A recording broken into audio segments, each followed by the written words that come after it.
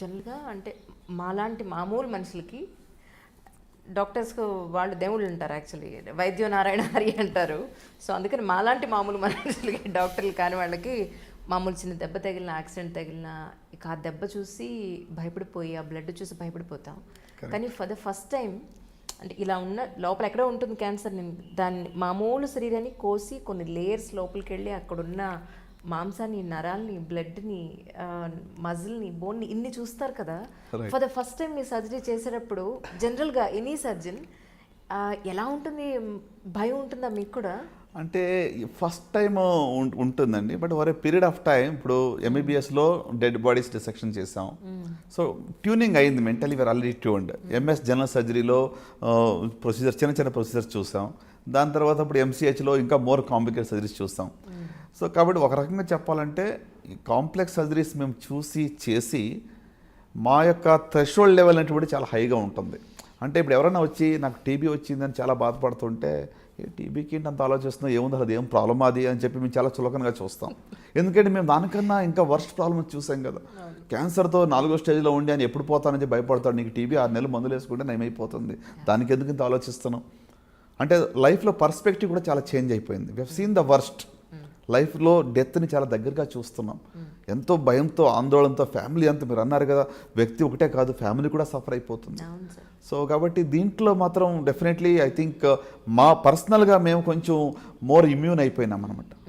అంటే అలాగని చెప్పి ఇన్సెన్సిటివ్ నేను అన్ను, సెన్సిటివిటీ ఉంటుంది. కానీ లైఫ్లో చిన్న చిన్న ఇబ్బందులు వస్తే ఏముందిలే, అదైతే కాదు కదా, అంత స్టేజ్కి అయితే పోలేదు కదా, మార్గం అయితే ఉంది కదా అనేటువంటి ఒక యూనో ఆలోచన మాలో వస్తుంటుంది. నిజం నిజం సార్. ఇన్ని రోజుల్లో ఇక ఈ పర్సన్ బతికే అవకాశం లేదు అని ఒక హోప్లెస్ కండిషన్లో ఉన్న పేషెంట్ అల్టిమేట్గా బతికిన సందర్భం ఏదైనా ఉందా? చాలా ఉన్నాయండి. అవునా? చాలా ఉన్నాయి. కొన్ని miracles do happen and I believe in it. Okay, నేను ఒక ఎగ్జాంపుల్ మీకు చెప్పాలి. I frequently quote this example. ఒక ఈసోఫేజియల్ క్యాన్సర్ అండి, ఫుడ్ పైప్ క్యాన్సర్ అనమాట. Around 35 years old lady.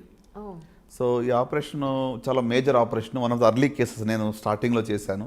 6 గంటల ఆపరేషన్ అది. చెస్ట్ వాల్ ఆపరేషన్ చేయాలి, అబ్డమెన్లో చేయాలి, తర్వాత నెక్లో కూడా చేయాలి, మూడు ప్లేసులు చేయాలి.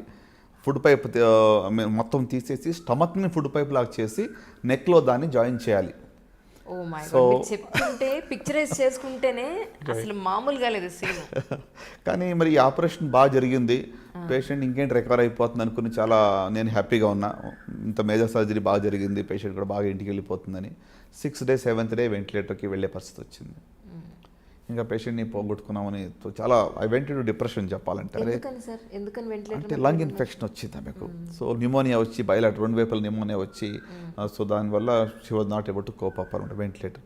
సో నెక్స్ట్ 3-4 days అయిన తర్వాత ఇంకా ఫైనల్గా అటెండర్స్ పిలిపించి ఈమెను ఇంకా ఇంటికి తీసుకుని వెళ్ళిపోతే you can bury her at home, ఇంటికాడే మీరు సమాధి కార్యక్రమం చేసుకోవచ్చు అనే పరిస్థితికి వచ్చి ఇంకా హాస్పిటల్లో ఆ ట్యూబులు తీయలేము. సో అంబులెన్స్లో పెట్టాక ట్యూబులు తీస్తారు, ఎందుకంటే మనం హాస్పిటల్లో బతుకున్నంత కాలం మనం ట్రీట్మెంట్ ఇవ్వాలి కాబట్టి. సో కనుక అంబులెన్స్లో షిఫ్ట్ చేసి ఆమెకు ఇంకా అక్కడ డిస్కనెక్ట్ ట్యూబ్లను తీసేసి పంపించేయండి అని తీసుకువెళ్ళిపోవడం జరిగింది. అది జరిగి బుధవారం రోజు జరిగింది. నెక్స్ట్ వెడ్నెస్డే నేను Narketpally Kamineni medical college teaching కోసం వెళ్తూ ఉంటాను ఎవ్రీ వెన్స్డే.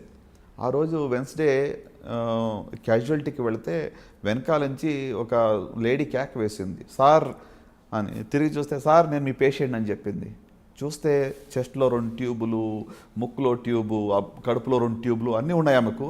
ఆమె ఒక అటెండర్ పట్టుకున్నాడు, ఆమె నడుచుకుంటూ వస్తూ నాకు ఒక నిమిషం ఏదంటే దయ్యం చూస్తానని భయం వేసింది. ఎందుకంటే నేను ఆ రోజు ఆమె చనిపోయి ఉంటుంది, దహనం కూడా అయిపోయింది అనుకున్నాను. ఆమె అట్లా వచ్చింది.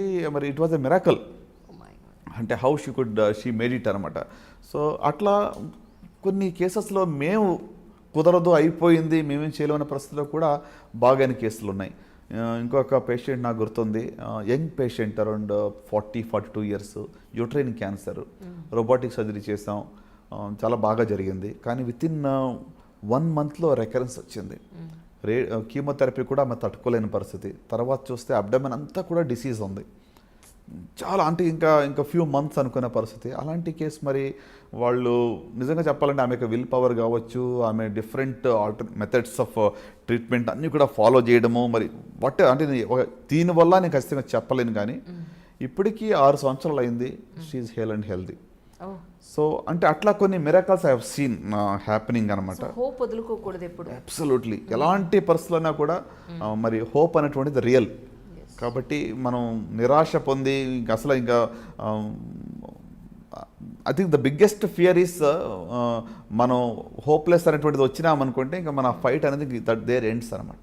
సో కాబట్టి I think hope is real. That's what మా హాస్పిటల్లో లోగో అదే ఉంటుంది, హోప్ ఈజ్ రియల్.